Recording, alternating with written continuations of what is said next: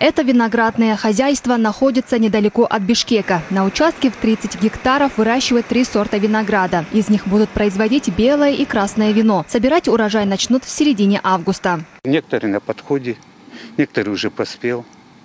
Вот сейчас лаборатория возьмет на анализы. Если сахар подходит, значит мы начнем уборку.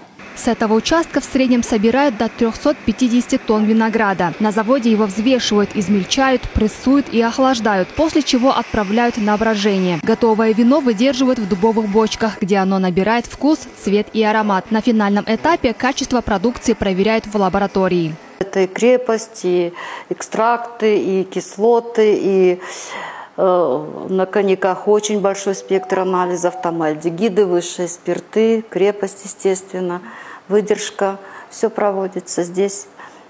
Лаборатория владеет, оснащена настолько, что мы можем провести все анализы на нашей базе, не заказывая нигде. На предприятии выпускают 55 видов вина. Его продают в местных магазинах, а также экспортируют в Казахстан и Китай. Остается проблема с нехваткой сырья.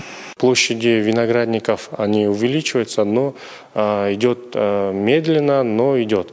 Наверное, нам нужен большая площадь виноградников, чтобы замкнуть всю цепочку, чтобы мы полностью себя обеспечивали сырьем. Общая площадь виноградников в Кыргызстане меньше 3000 гектаров. Малый размер участков и устаревшие технологии приводят к снижению продуктивности. Чтобы увеличить масштабы производства, планируют закладку новых виноградников и строительство перерабатывающих предприятий в рамках государственной программы, утвержденной президентом. Помощь направлена в части обеспечения нормативно-правовыми актами.